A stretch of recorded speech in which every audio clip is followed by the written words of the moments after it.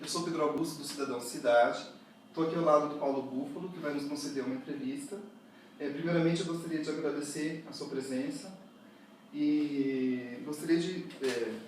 Bom, eu agradeço o espaço, Pedro, e poder contribuir também com o seu blog, aí, o blog Cidadão Cidade, né?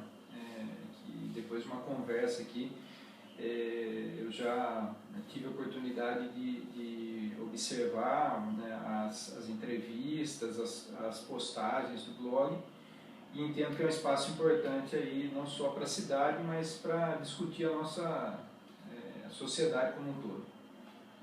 Por isso a sua presença é importante aqui. Legal. Muito obrigado.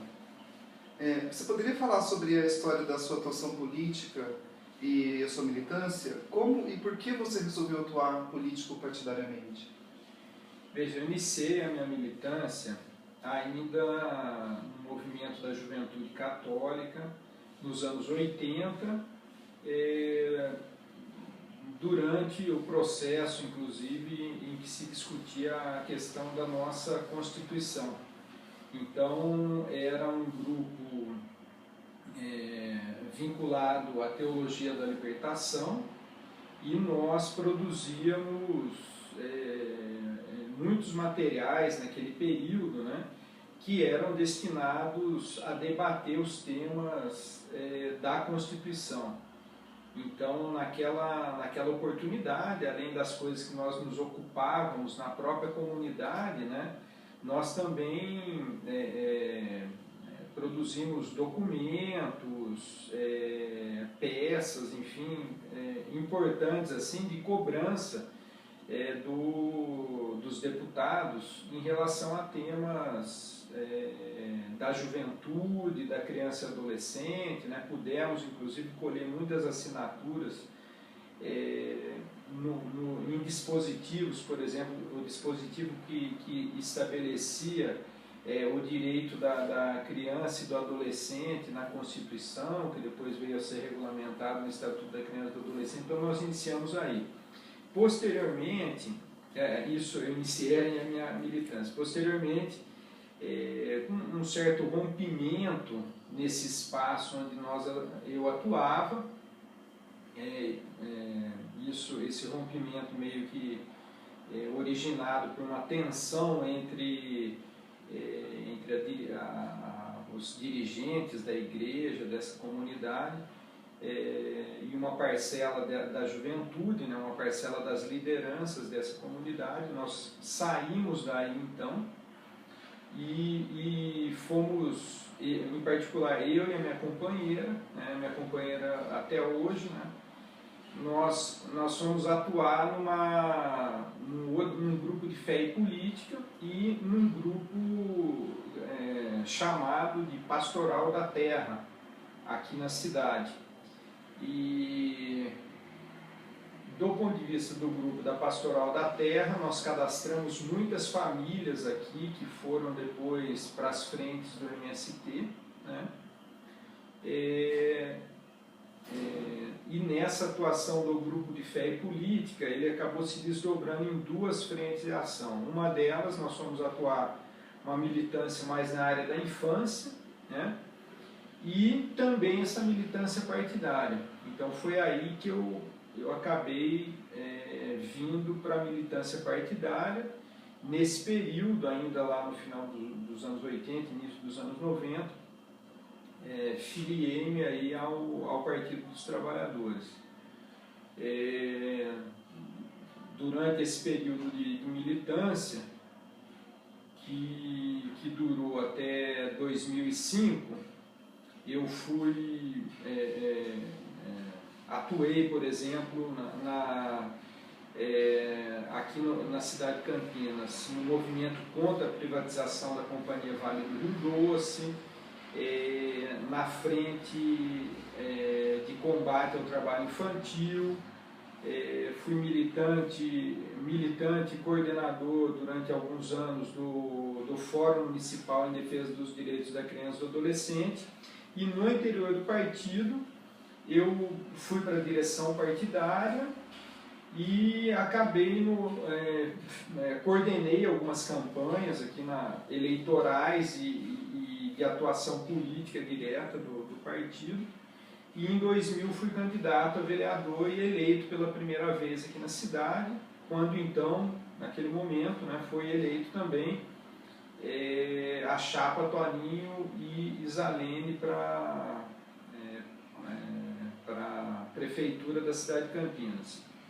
Nesse período, no mandato, eu acabei sendo líder da bancada durante 2 anos, depois fui líder do governo durante outros 2 anos, e nessa ação mais institucional, eu fui corregedor da Câmara também. Tive a oportunidade de propor aqui para a cidade de Campinas um código de ética parlamentar. Lamentavelmente, nós não conseguimos fazer prosperar esse código de ética, que era, na verdade, uma compilação de dispositivos dispersos que estão na lei orgânica, no regimento da Câmara, em outras legislações municipais e nacionais, né? E o aprimoramento de alguns dispositivos, estabelecendo um rito, por exemplo, que dava condição das pessoas, enfim, do cidadã, fiscalizar o legislativo municipal. Mas, lamentavelmente, não conseguimos fazer prosperar. Isso depois eu acabei apresentando em outros mandatos, mas até hoje não foi aprovado aqui na cidade. E depois disso, eu fui reeleito no final desse primeiro mandato, em 2004, né? E no ano 2005 tomamos uma decisão então coletiva, né? Porque eu sou de uma corrente, né? E já é uma corrente organizada desde o período da ditadura, mas passou pelo PT, depois veio construir o PSOL, e em 2005 nós tomamos a decisão de romper. Isso do ponto de vista romper com o PT e vim atuar no PSOL. Então, para completar essa resposta, né, durante esse período eu nunca abandonei essa questão da militância na área da infância, na área de educação, né. Hoje eu sou formado em engenharia, mestre em educação e sou professor, então meio que combinei essa questão da atuação na área da infância, na atuação na área da educação, e atuando nos movimentos, mesmo nesse período em que estive na área institucional. E optei assim, por um trabalho pela atuação partidária, porque nós temos... trabalho assim com 2 entendimentos, né? A ideia que o Florestan sempre alimentou, né, o Florestan Fernandes, das mudanças por dentro e por fora da ordem, né, a necessidade da gente atuar nos movimentos, enfim, mas atuar também por dentro da ordem, por dentro do Estado, fazendo da tribuna, por exemplo, do espaço institucional um espaço para verbalizar as lutas sociais, enfim, né? E também o fato desse espaço, ele muitas vezes servir como um espaço de disputa direta de direitos sociais, enfim, né, de fazer a disputa das pautas sociais. Então, foi por isso que a gente foi atuar e pensando, inclusive, da necessidade de haver um partido dirigente, mesmo no processo de mudanças mais profundas, há necessidade no partido dirigente, um processo, por exemplo, de transformação radical da sociedade, e por isso o empenho em construir um partido sem perder a atuação nos movimentos, né? Perfeito. Quais são as bandeiras que o PSOL defende que o convenceram a ser este o partido mais interessante para a sua atuação em relação ao PT? Até eu gostaria de complementar essa pergunta. Às vezes as atitudes que o PT, e mesmo o PCdoB, tomam atualmente, se confundem muito com atitudes da direita, né?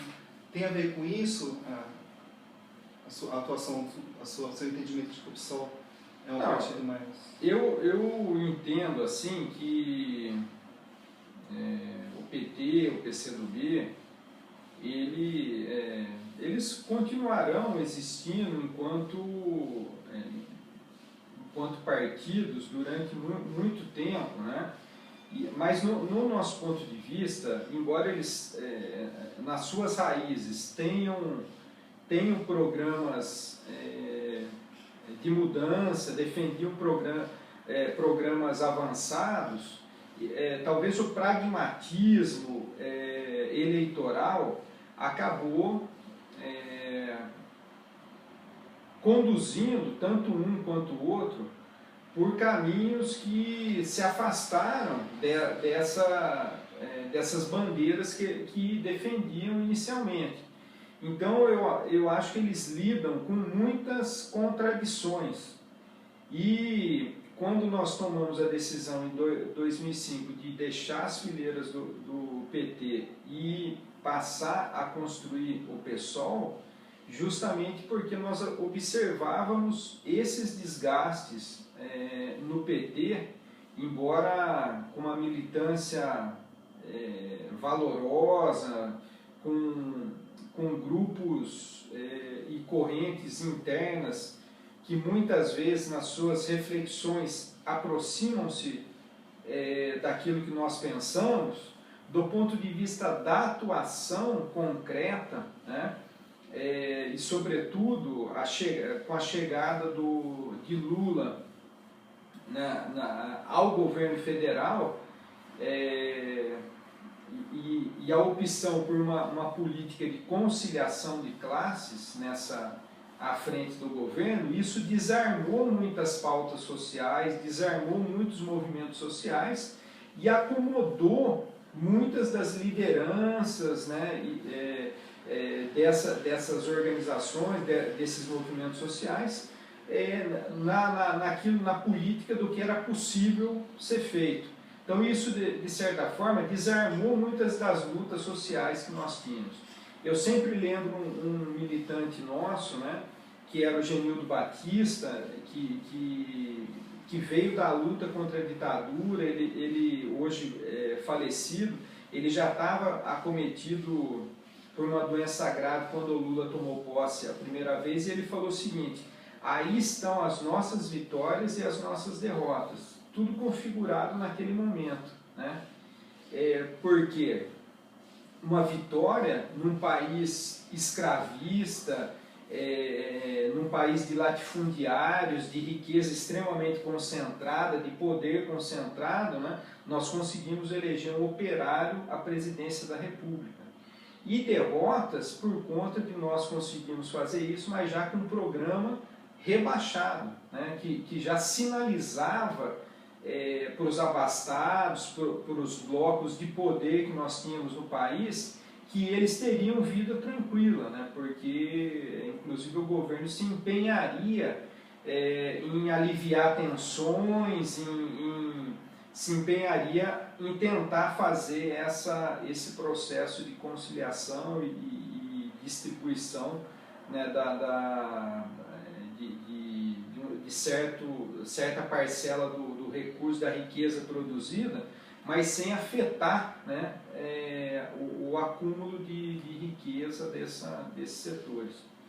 Então eu traduzo dessa maneira. E aí a ideia do PSOL, o que me atraiu ao PSOL, primeiro que logo naquela movimentação inicial, nós construímos um partido que, do ponto de vista programático, tenha um programa avançado, um programa radical, que vai atacar as raízes dos problemas nacionais, que discute, que enxerga a política internacional, que enfrenta o conservadorismo, que resgata assim, bandeiras históricas da classe que vive do trabalho no país, mas não abandona o cotidiano e a realidade nacional. Ou seja, nós defendemos a Revolução Brasileira, mas sabemos do valor da gente compreender, por exemplo, a luta das famílias por creche, a luta das famílias por moradia, essas lutas cotidianas. Então, ou seja, um partido que possa cerrar fileiras com esses movimentos, né, e disputar o nível de consciência para que a gente faça transformações profundas da realidade. E mais que isso, um partido também que nesse momento, né, agora mais evidente de avanço do conservadorismo, por exemplo, um partido que não abandonasse as pautas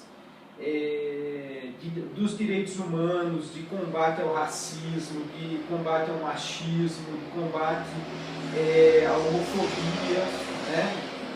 Que mesmo sendo criticado pelo senso comum, por exemplo, né? Ele não tenha medo de defender essas bandeiras. Eu acho que o pessoal tem cumprido muito bem com essa tarefa. Não sei, evidente, é uma organização humana, né? Então não sem viver contradições também na sua atuação. Quais são os projetos de sua autoria que você gostaria de destacar e qual a sua importância para o município de Campinas? Veja, Pedro, é importante dizer o seguinte: um projeto, muitas vezes, é verdade que ele cria um regramento. À medida que você faz um projeto institucional, um projeto de lei, por exemplo, atuando institucionalmente, ele vai criar um regramento de convivência para a sociedade, por exemplo. Só que o projeto, muitas vezes, a importância dele está no fato dele suscitar um debate. Por exemplo, eu vou destacar um projeto recente da minha autoria que foi aprovado na cidade, que foi a proibição da soltura de fogos de artifício. Bom, primeiro, a cidade de Campinas, ela já vetava a fabricação e a comercialização de fogos. A soltura não. Recentemente, então, nós conseguimos aprovar na Câmara, a lei foi sancionada. Agora vai ser... muita gente me perguntou, mas a fiscalização e a multa que o prefeito vetou, isso deixa o projeto sem um embasamento, é uma letra morta, não adianta, enfim. No meu ponto de vista, nós precisamos derrubar o veto, conseguir que a Câmara futura derrube o veto desse dispositivo da multa. No entanto, eu atribuo a esse projeto, o valor dele mais na disputa da consciência da população, quando, por exemplo, a gente conseguir dar conhecimento disso, de que na cidade de Campinas é proibido a soltura de fogos e por que é proibido, por afetar, por exemplo, o bem-estar dos animais. Muitos animais morrem de morte súbita, animais silvestres abandonam seus ninhos, animais domésticos que fogem de casa, que morrem atropelados, enfim, que se perdem dos seus donos, mas afeta também os seres humanos. São idosos por conta de taquicardia, da questão do sono, são crianças pequenininhas, são crianças, por exemplo, autistas, que como tem a sua sensibilidade auditiva muito mais aguçada, isso acaba agravando os problemas que elas já convivem com eles, né? Enfim, e à medida que a gente puder levar o conhecimento disso à criança e ao adolescente, essa criança e esse adolescente vai trazer um constrangimento para o adulto que muitas vezes faz a soltura de fogos. Então, ganha esse valor. Ou quando, por exemplo, a gente conseguir demonstrar aquilo que tem feito a Sociedade Brasileira de Ortopedia e Traumatologia na sua campanha de combate aos fogos de artifício. porque são inúmeras mutilações e mortes por utilização de fogos de artifício, né, de maneira irresponsável, assim. Ou seja, uma legislação ela serve não só para criar esse regramento, mas serve também para constituir um debate. Bom, falando de outros projetos, nessa área, por exemplo, eu fui autor do projeto que proibiu os rodeios na cidade de Campinas. Não, pelo fato deles serem assim, eventos que torturam animais, né? Mas pelo fato também de serem eventos de uma enculturação brasileira, enfim. Então, nós disputamos essa opinião também com projetos em relação a isso. Essa lei é lá de 2003.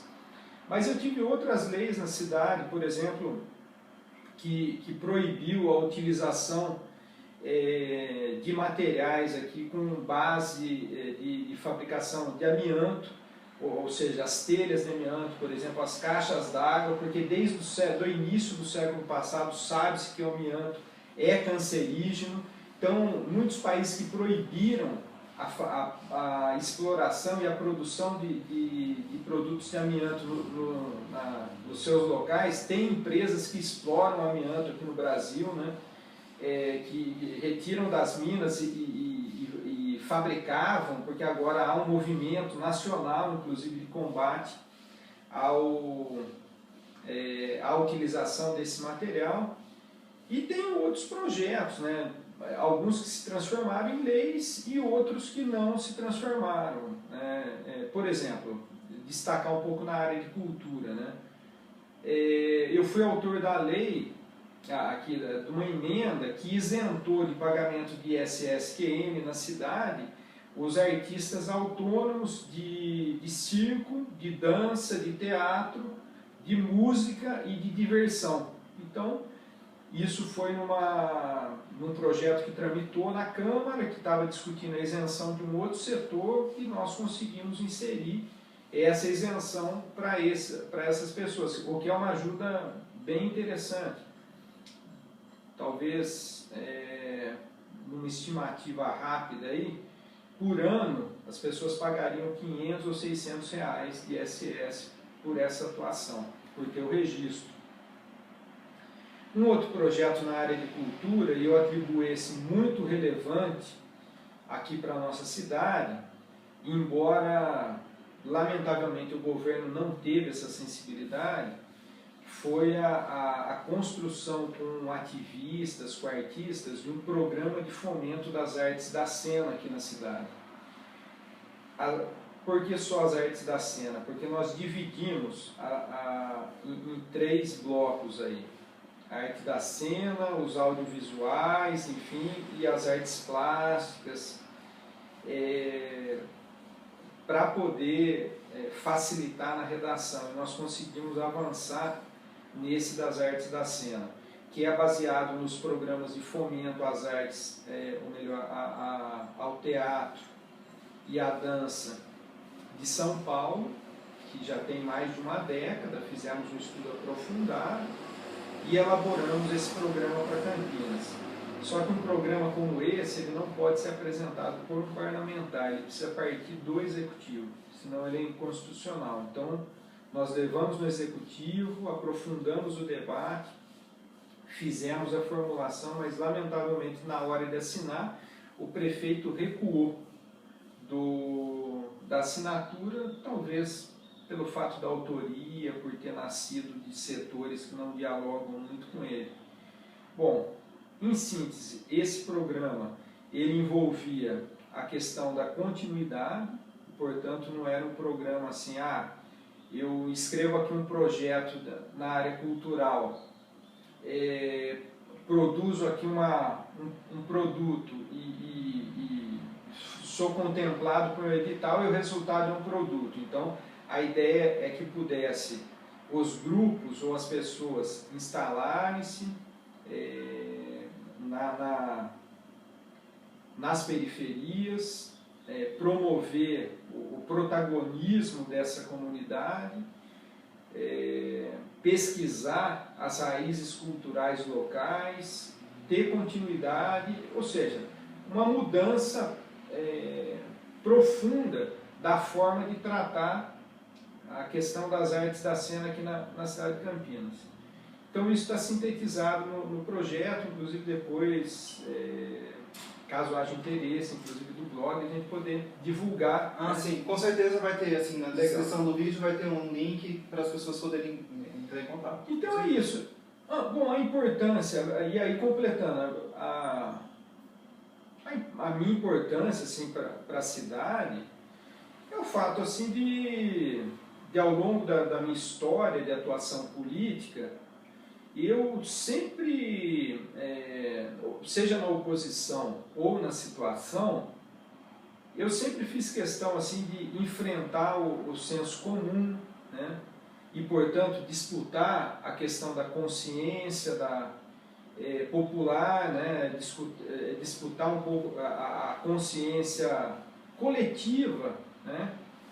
Ser um defensor de direitos humanos, por exemplo, não de ocasião, mas em todo momento, mesmo nos momentos em que esse tema é criticado da maneira mais dura, nunca arredar o pé das convicções que defendo, mesmo nas situações mais duras, e defender a autonomia, a independência dos espaços institucionais onde atuei.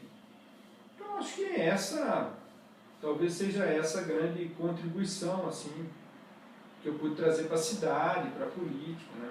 Perfeito.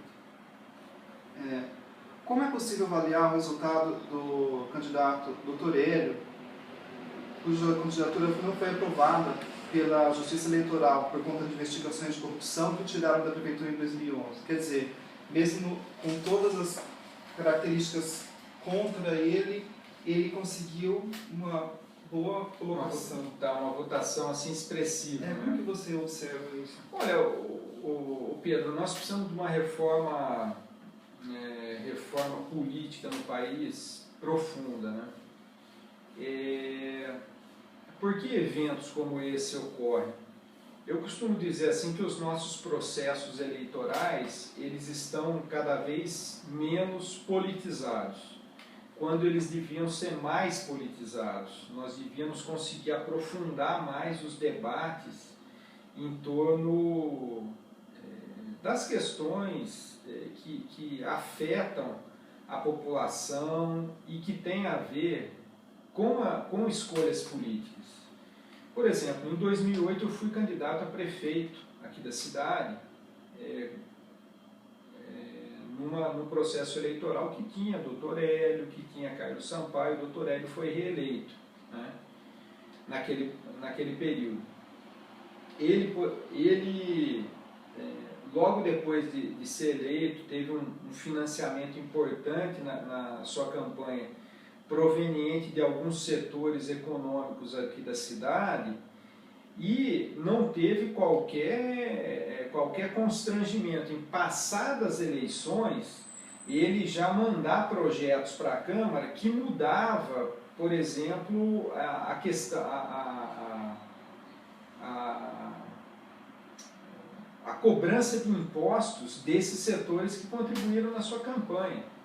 Então isso tudo tem um reflexo para a população, mas que não ganha relevância no período eleitoral. Porque os setores mais críticos têm pouco tempo, ora porque esses setores eles são engolidos aí por uma dinâmica que é um pouco esse debate: não, é ruim ficar criticando, vamos apresentar propostas para a cidade, isso que é importante, isso que nos interessa, né? Então isso vai desarmando um pouco o debate da política profunda mesmo, né? E acho que a mudança disso passa por uma reforma profunda. né, a ideia, aquela ideia consolidada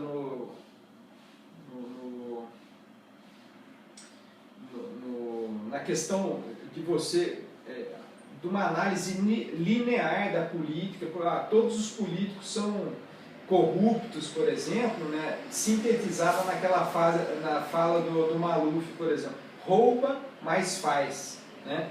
Então, se todos roubam, vamos votar nesse que fez um pouquinho melhor do que aquele. Então, tem muito isso na análise, na consciência popular, assim, né, ou na consciência média da população. Então, isso eu acho que acaba dando resultados como esse. Ou, por exemplo, a questão, mesmo que nós vivemos, aqui a gente tratou a questão do Hélio, mas, por exemplo, Jonas Donizete foi eleito reeleito, né, dizendo que as contas do município estavam equilibradas. No momento seguinte, ele já parcelou o salário de servidores públicos, ele tem cortado, fechou serviços de saúde, como o pronto atendimento do centro da cidade, por exemplo, né? Então, como que as contas estavam em dia em outubro e até o mês de dezembro ele já tinha adotado essa postura, né? Então, ou seja, nós precisamos de uma reforma política profunda, né? Estimular as pessoas, inclusive, a participar, a ter uma análise crítica dessa realidade, porque senão nós vamos continuar reproduzindo situações como essa. A Câmara de Vereadores eleita representa, em sua maioria, o conservadorismo que está se fortalecendo através de partidos da direita? Após o golpe, é possível esperar uma maior radicalização à direita? Olha, eu avalio que sim, e nós estamos vivendo isso na prática, né? Assim, no cotidiano nosso, né? Porque enquanto os congressos, de maneira geral, eles têm tomado iniciativas, e a Câmara de Campinas, né, no período em que eu estive lá, ela, embora a gente tenha feito o enfrentamento, a denúncia, ela adotou um conjunto de iniciativas assim que denotam esse conservadorismo. Então, a tentativa de proibir o debate de gênero, por exemplo, ou orientação sexual nas escolas, foi uma dessas tentativas, foi um fato concreto. A moção que protestava contra o texto da Simone de Beauvoir na prova do Enem, a moção que protestava contra aquela peça publicitária do filme Homos e a Gaivota,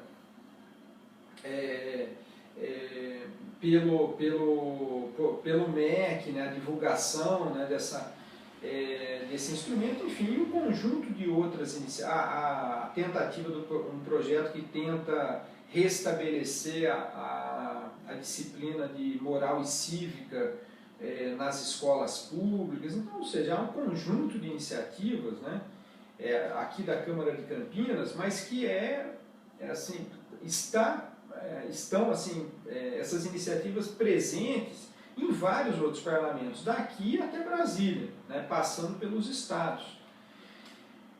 E isso, ele acaba tendo um amparo, né, esses parlamentos acabam tendo um amparo na rua também, né, onde os setores conservadores exploram isso de maneira, eu diria, cada vez mais aguda, cada vez mais agressiva. Quando a gente olha, por exemplo, e vê o assassinato de pessoas homossexuais, por exemplo, né, pessoas LGBTs, né, quando nós vemos a situação da violência contra a mulher, quando a gente vê, como nós vimos recentemente aqui na cidade de Campinas, né, um ato visivelmente estruturado e planejado a partir do machismo, né, dessa estrutura patriarcal e machista que nós temos instalada na sociedade brasileira, né? Enfim,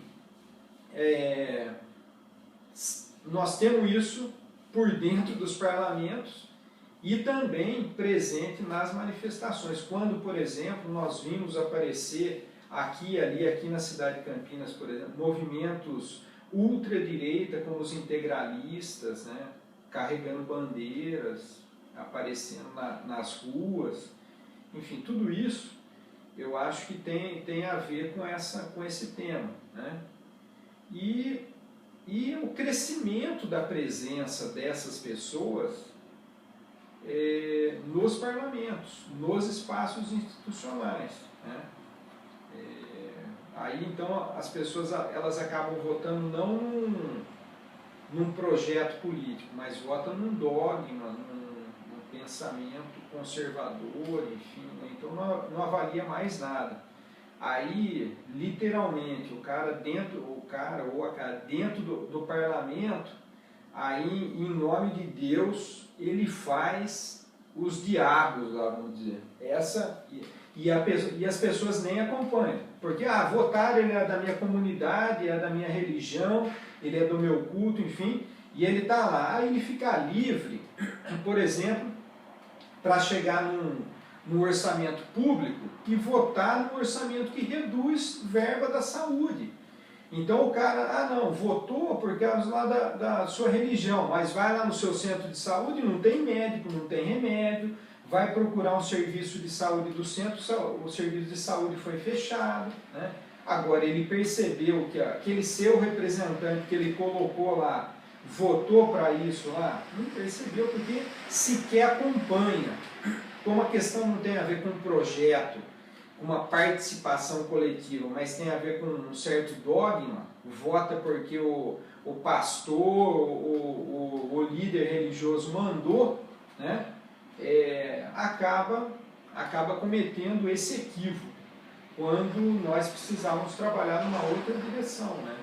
Para que os parlamentos tivessem autonomia e independência, fossem mais críticos, fiscalizassem o executivo, por exemplo, né? Então a gente tem situações como essas aí que acabam se consolidando. Como foi possível lidar com forças opositoras conservadoras que tentam a todo custo desestabilizar e conter os anseios da população em se ver representada politicamente? Olha, o que nós precisamos? Porque assim, para as pessoas de fora, vou colocar assim, eu imagino que não deve ser fácil, porque representar uma vontade de mudança dentro de uma Câmara de Vereadores tão conservadora como Campinas. Então, como que é lidar com um tipo de... Como que é esse desafio? Olha, tem um texto que eu escrevi, e um pouco baseado, inclusive, num texto que esse companheiro nosso, o Genildo Batista, escreveu quando eu fui eleito em 2000 aqui na cidade de Campinas, que a gente discutiu um pouco, depois eu fui aprimorando um pouco o debate, né, com o papel dos socialistas, né, e lutadores sociais no parlamento burguês. Nós não podemos esquecer que nós estamos numa estrutura, nós estamos falando aqui das coisas, das necessidades e tal, mas é preciso lembrar da superestrutura, essa questão do Estado, e nós estamos sob um Estado burguês. Então, esse parlamento é um parlamento burguês. Não vamos deixar de disputá-lo por conta disso. Mas, estando no parlamento burguês, os socialistas, os comunistas, os lutadores, eles precisam ter uma forma de atuação. Então, como fazer para enfrentar isso? Primeiro, é preciso estar sempre muito bem informado. Então, a leitura dos jornais, a leitura do conteúdo que circula, que vira a pauta, porque muita coisa não vira a pauta por conta do próprio direcionamento dos meios de comunicação. É preciso ter uma análise crítica, sempre uma leitura crítica dos acontecimentos, né?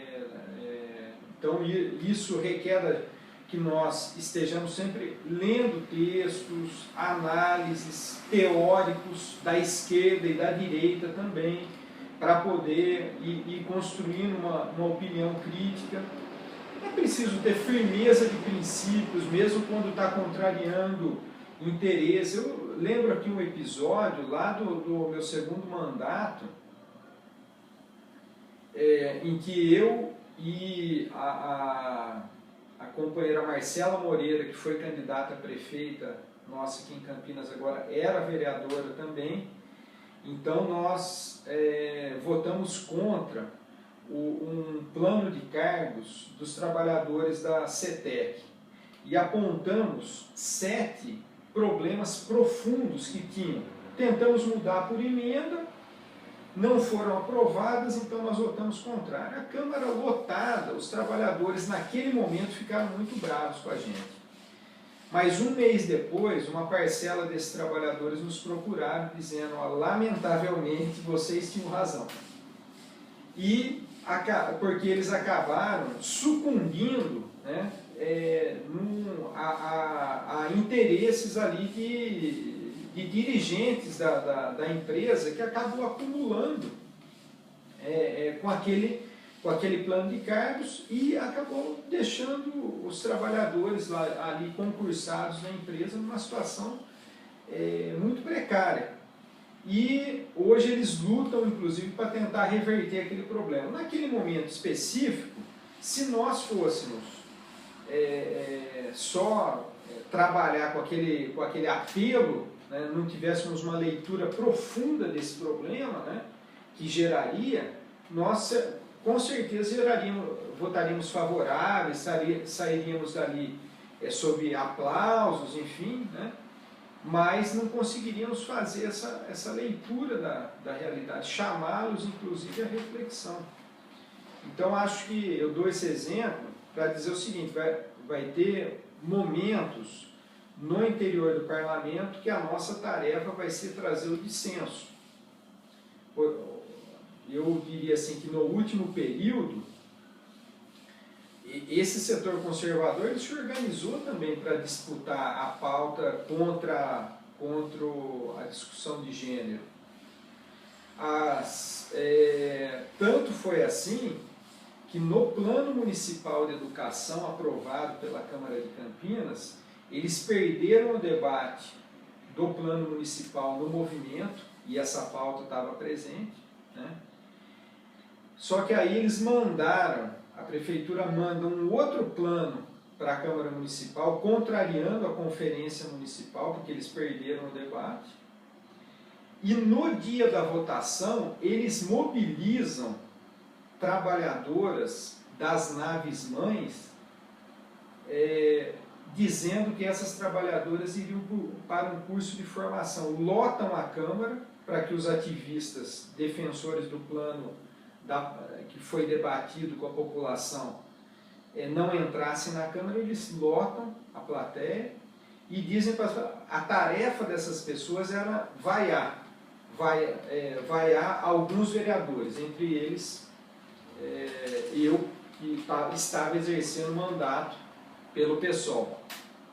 Resultado disso foi que essas trabalhadoras elas chegaram a aplaudir, inclusive, quando o governo e os governistas na Câmara, esses setores conservadores, derrotaram não só essa questão de gênero, mas derrotaram, inclusive, quando a emenda que garantia a essas trabalhadoras a isonomia salarial e de condições de trabalho com as servidoras públicas. Então aplaudiram, inclusive, quando elas foram derrotadas, justamente por conta dessa falta de consciência. Então isso, o conservadorismo, ele disputa uma opinião também, ele sempre está atento a esse processo, né? E ele, nos momentos de definição, eles também se mobilizam, né? Às vezes se mobilizam pela mentira, né? Como fizeram com essas trabalhadoras. Então é isso. Na verdade, nós precisamos atuar, ter firmeza de princípio, não nos curvar, né? Poder denunciar sempre, né? Mesmo doa quem doer, né? Quais serão os possíveis desdobramentos do impeachment de Dilma sobre as próximas eleições presidenciais? Você acha que isso vai reverberar de alguma forma sobre a candidatura de esquerda? Olha, eu acho que todo esse processo que levou ao golpe, que levou àquilo que eles chamaram de impeachment, né? Ele foi muito bem, eu não diria que muito bem traçado, muito bem orquestrado pela direita, pelos setores conservadores, por setores que saiu derrotado, pela ultradireita do país, para que isso tivesse um reflexo nas eleições futuras. Então, à medida que eles conseguem, ou seja, como que isso, no meu ponto de vista, se traduz? Os ataques que eles fizeram não significaram só um processo de desmoralização de Dilma, de Lula ou do PT.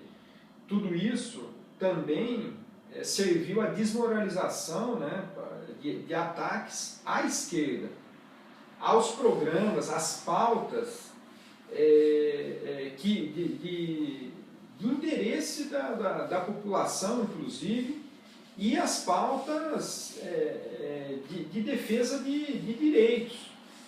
O resultado disso, né, que nós vimos, que nós estamos podendo ver, seja na América Latina, com os governos de concertação que nós vínhamos tendo aí no final dos anos 90, início dos anos 2000 aqui na América Latina, seja em países da Europa, onde até alguns governos socialistas, né, estavam à frente, nós percebemos que o desdobramento disso são a eleição de governos de ultradireita, né, que defendem as pautas mais retrógradas que podem existir. Basta ver agora essa questão dos norte-americanos, né, terem tomado a decisão de eleger o Trump para governar os Estados Unidos, né? Então, acho que esse é um reflexo que nós podemos viver aqui no Brasil também, né? E acabar ele não só elegendo um governo de ultradireita, mas daqui do pós-impeachment até essa eleição de fato, nós vemos todo um aparato assim, de proteção dos trabalhadores, da classe que vive do trabalho, né? E ele acabar sendo desmontado pelo governo golpista. Então basta ver a questão da aposentadoria, a PEC do congelamento de investimentos aí sociais, as questões que envolvem as leis, a flexibilização das leis do trabalho e as terceirizações. Tudo isso vai ter um reflexo lá na frente, né? Então, eu acho que vivemos um retrocesso. Não, eu diria assim, ao conjunto daquilo que os trabalhadores conquistaram ao longo da história, né? Então, acho que são esses os reflexos que nós vamos viver, né, nesse período. E o que você acha da atual colocação de Jair Bolsonaro nas pesquisas eleitorais que revelam? Assim, o que você acha que isso mostra? Eu acho é uma dessas consequências? Eu acho que é uma consequência disso. É uma consequência disso, porque na verdade esses setores, né? Nós estamos falando aqui, pensando um pouco setores organizados, mas eu também avalio que essa liberalidade do conservadorismo, ela se expressa no cotidiano. Por exemplo, eu diria que na resolução cada vez mais violenta de pequenos conflitos. Uma briga de trânsito, é comum a gente ver uma briga de trânsito que acaba com uma pessoa assassinada. Uma contingência ali entre duas pessoas que acaba com um picando o outro, colocando na mala e despachando. Não é mais problema meu. E daí, aquilo que nós já falamos, o aumento dos registros de posturas machistas, que progressivamente a violência contra a mulher acaba levando à violência fatal, porque ela é cumulativa se nós não interrompemos esse processo. A violência contra a comunidade LGBT, quer dizer, o aumento do extermínio da juventude negra e periférica pelas mãos do próprio Estado. Então, quando ele não extermina diretamente, ele acaba destruindo essas pessoas nesse sistema penitenciário nosso, que, como nós vimos aí agora, os massacres recentes que estão ocorrendo nos presídios brasileiros, né, com a população, inclusive, aplaudindo, né, dizendo, trazendo a discussão de que essa ideia de que ele é bandido, ele optou por isso, ele tem que ser morto mesmo, antes ele do que nós, né? Ou seja, eu vejo nessa situação a população, né, o povo, a classe que vive do trabalho, muitas vezes aplaudindo seus algozes, né? E acho que figuras como essa, por exemplo, né, do Jair Bolsonaro, acaba ganhando relevância como liderança desses grupos mais atrasados, né, desses grupos de fundamentação fascista, nazista, enfim. Quais são os principais desafios da esquerda em relação ao governo do presidente não eleito, Michel Temer? Bom, os desafios da esquerda, dos lutadores sociais, Pedro, no meu ponto de vista, está em reorganizar suas frentes, seja as frentes de luta nos movimentos sociais, como, por exemplo, nós construímos a Frente Povo Sem Medo, né, com movimentos sociais da área de luta pela reforma urbana, de luta por moradia, de luta por reforma agrária, de luta por direitos sociais, de defesa de direitos humanos, né, de combate a toda forma de preconceito e também buscar constituir um programa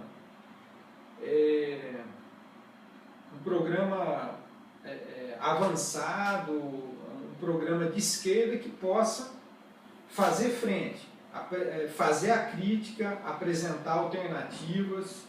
É preciso agora organizar a resistência nesse momento aqui específico, né, para que possamos assim combater os retrocessos, né, que passam por dentro do parlamento. É preciso não abandonar, mesmo fazendo essa resistência nos ataques que nós estamos tendo nesse momento, nós não abandonarmos bandeiras históricas nossas, como a questão da democratização dos meios de comunicação, né? Como a fiscalização do Poder Judiciário, né? Porque eles não podem se achar acima da sociedade brasileira. É preciso que nós não abandonemos, por exemplo, a questão da democratização do acesso à educação, né?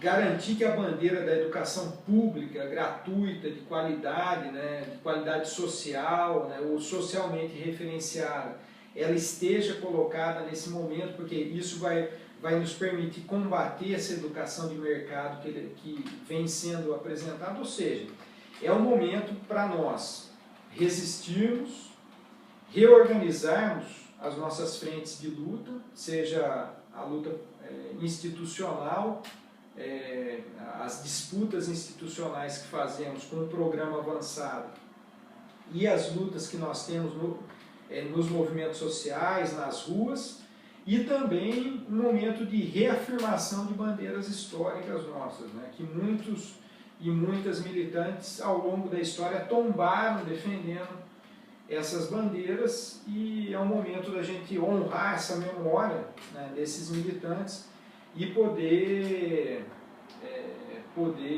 garantir que elas estejam no debate cotidiano. Uma outra questão, por exemplo, da desmilitarização das polícias, para que haja fiscalização, para que nós consigamos acabar de vez com os vícios que vêm da ditadura civil-militar que ficou no país durante 20 anos, né? Colocar em pauta a questão da descriminalização das drogas, colocar em pauta a questão do uso terapêutico de algumas dessas drogas, porque não avança esse uso terapêutico por conta da ação conservadora também no próprio Ministério da Saúde, que não publica as portarias para que avancem as pesquisas nessa área. Enfim, tem vários temas agudos que nós precisamos tratar nesse momento aqui, né, sem ter medo de fazer esse debate com a população. Perfeito. Então, parte desse debate que eu estou propondo com o blog Cidadão Cidade e com a sua presença aqui. Ah, legal. Eu espero assim ter contribuído, quero ficar à disposição para contribuir com o projeto, voltar outras vezes, aprofundar um tema específico. E me comprometo aqui contigo de depois disponibilizar um pouco do que foi a síntese desse programa que eu falei, que era o Programa de Fomento das Artes da Cena, porque, entre outras iniciativas, avalio que essa é uma contribuição importante que nós deixamos para a cidade de Campinas e que ainda queremos ver implementado. Porque essa ideia, né, da gente fazer as pessoas não só terem acesso, mas serem protagonistas, né, da sua vida, enfim, a partir das artes, nós acreditamos que vai promover assim, uma mudança profunda, né, de valores e daquilo que vem da estrutura societária brasileira, enfim, contribuindo aqui a partir de Campinas. Então, quero mandar para ti e depois a gente aprofundar o debate em torno disso. Perfeito. Okay? Vai ser ótimo. A gente pode fazer um programa futuramente só sobre esse tema. Legal.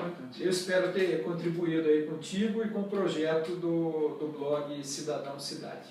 Muito obrigado.